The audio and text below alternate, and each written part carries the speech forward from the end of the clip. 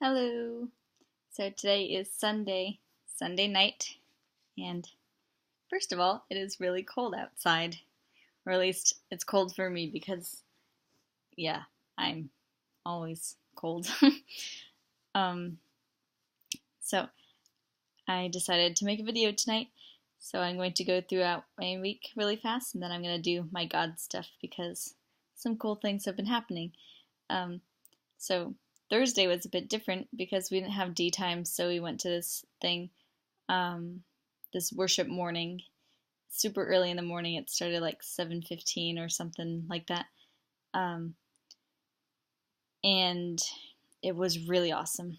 It was like incredible worship. Like people would get up and dance, and it was just incredible. I just loved it. I wish I could do it every morning. And then we had a Nicaragua meeting during lunchtime, and we went over what we're going to be doing with the kids and everything. So we're going to be sharing 3 different videos with them. So the first one is very lighthearted, then the second one is medium intensity, then the third one is like kind of deep and like interesting to them. And then we're going to be sharing testimonies in between those videos. So the first one's going to be like a funny testimony. The second one's going to be like, medium testimony. Like, it doesn't have to even be testimony. It could be like a story or something. And then the third one is like more of a heavier testimony, and just showing like what God has really been doing in your life. And then it's going to like basically make the kids think and be like, oh man, I want this Jesus that they speak of.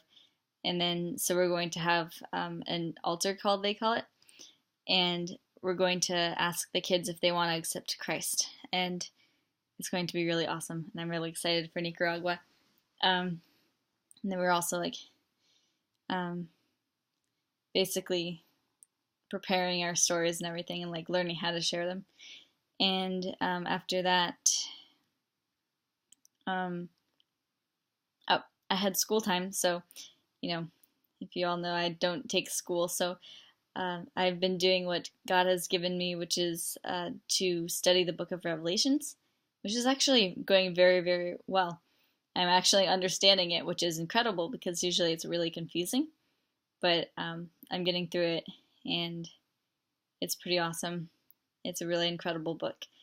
And I encourage anybody to read it if they haven't read it before. And with that, it's, I'm not going to like share exactly what is happening in that book yet because I'm still researching, but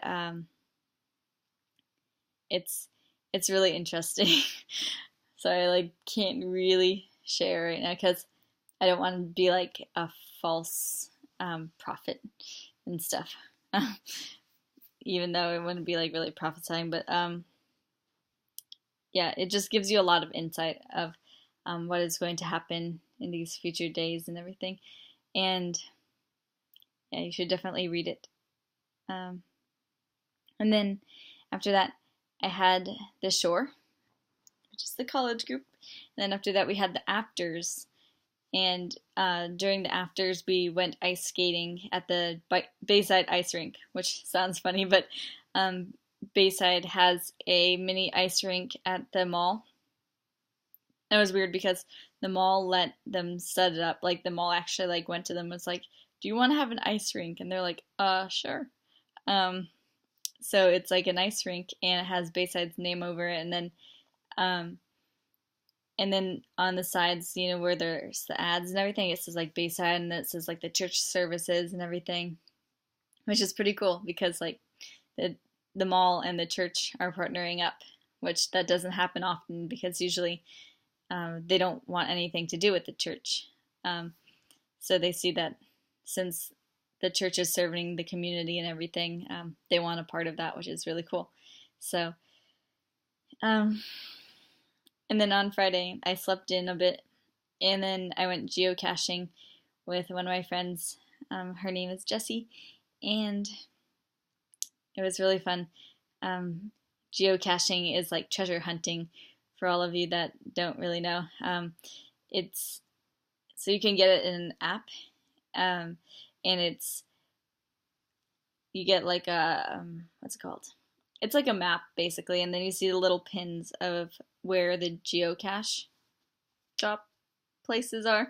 So like every single pin marks a location of like either an extra small, medium, or large, uh, basically treasure chest or something. So the mediums and larges are usually the best because they have little prizes in them and everything. So when you take a prize, you put a prize in there. And so we did that together. Um, and then our 1822 group went to see White Christmas. And it was really nice of the guys because like it was funny because the girls invited the guys to go see White Christmas, but the guys ended up volunteering at White Christmas so we could get in free, which is awesome. They got in free and then we got in free, which was really cool. It's funny because everything that we do, they one up it, which is really awesome. And then on Saturday, I went to Club 56 for internship, and this was yesterday. So yesterday they had a really good message, and the kids are actually going through the James series, just like we are in the adult service, and so they're learning about watching their tongue and everything. That's what we're learning about too, and it's James 3 or James chapter 3, and they were like kind of being vulnerable with each other and sharing about like times that people had like didn't watch their tongue around them, like maybe teachers or friends or like brothers and sisters that have said something mean to them that hurt them, and they were all sharing, and the pastor was using an example, and like he had a wood block with a heart drawn on it, a red heart drawn on it, and then he had nails and would like every single time like somebody would say something that hurt them, he would drill the nail in like into the heart and everything and be like, yeah, like using that as an example, and that it's like nails in our heart, but when somebody asks us for the forgiveness, then like the nails come out, but there's still scars in that heart.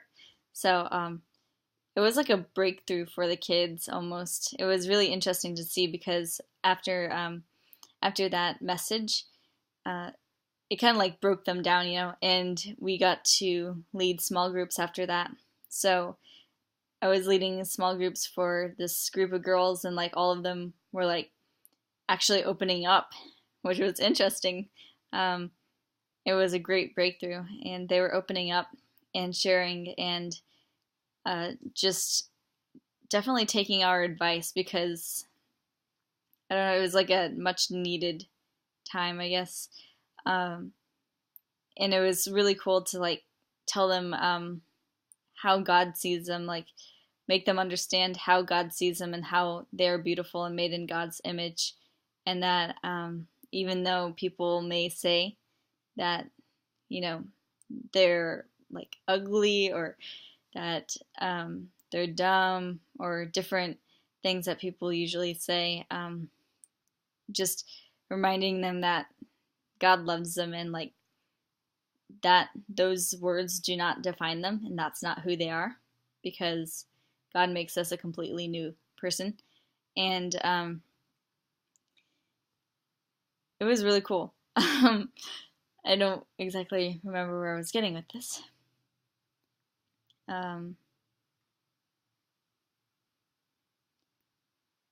Well, yeah.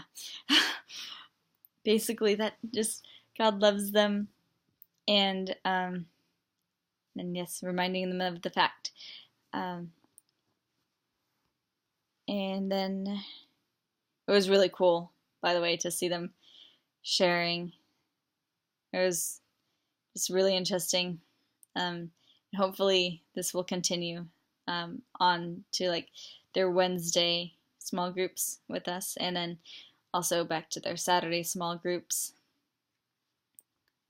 Oh yeah, I remember where I was going to, what I was getting to, and I was basically telling them that people, when they hurt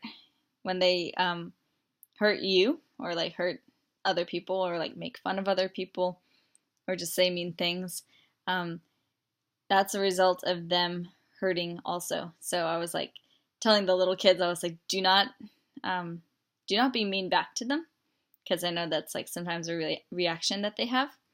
But instead, of reacting, just respond to it, because responding is like the thinking way of um, things. I guess it's the better way to do things because you actually think about it, um, and respond in a way that shows love rather than um, just continuing the hurt process.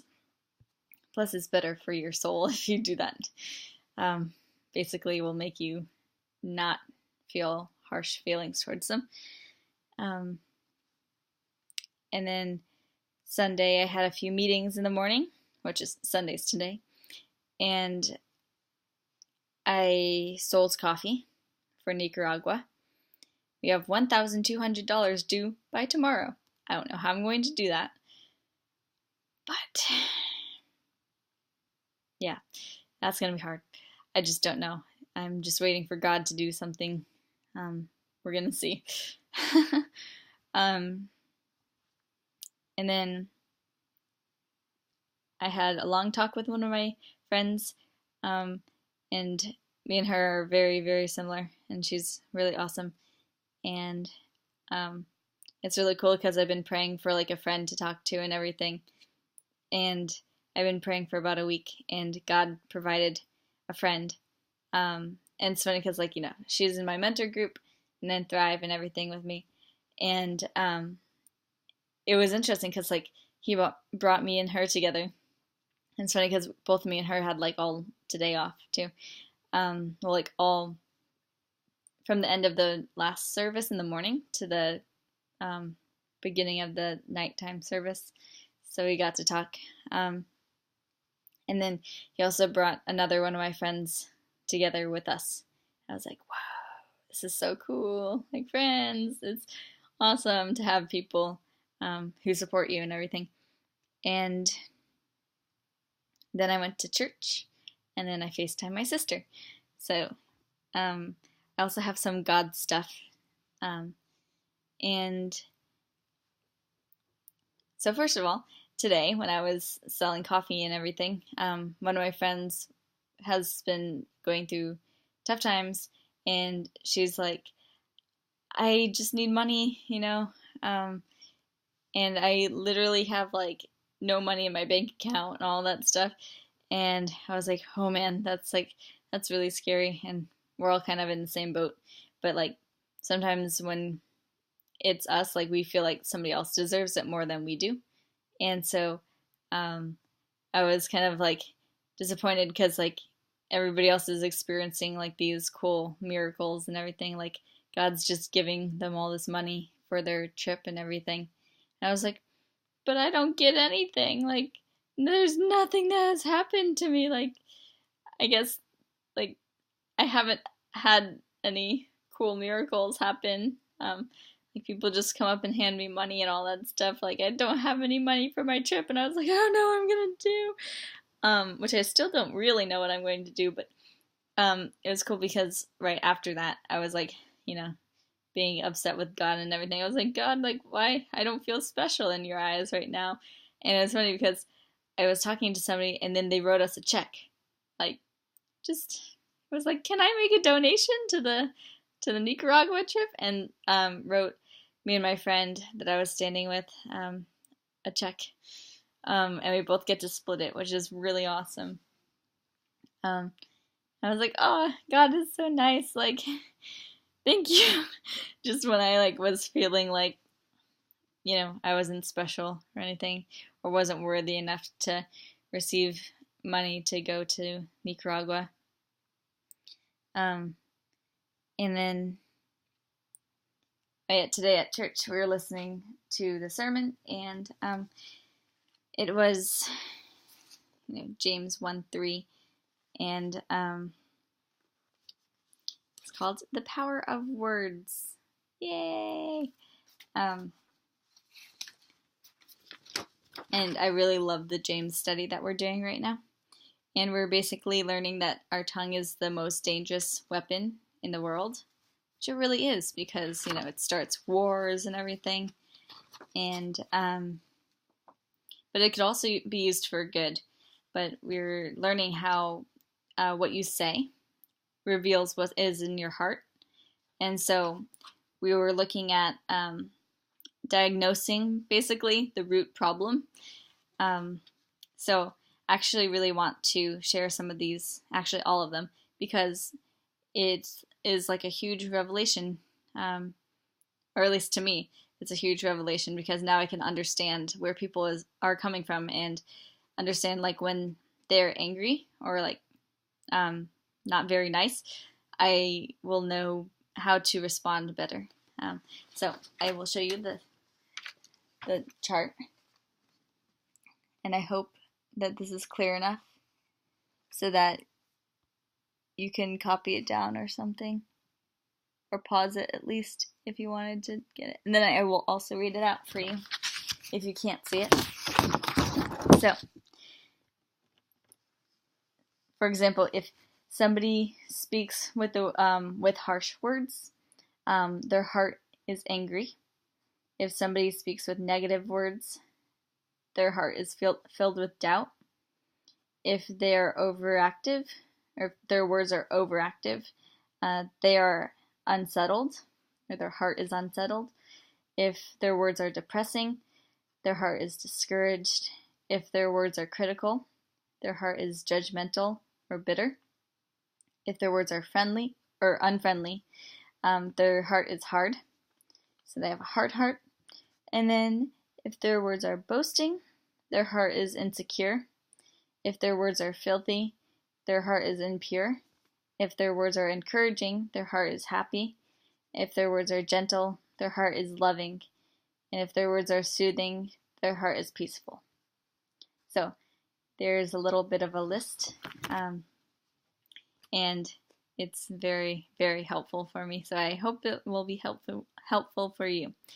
And anyways, it's getting late, and I'm going super late on my timing. So bye, everybody. I hope you're having a great year. Bye.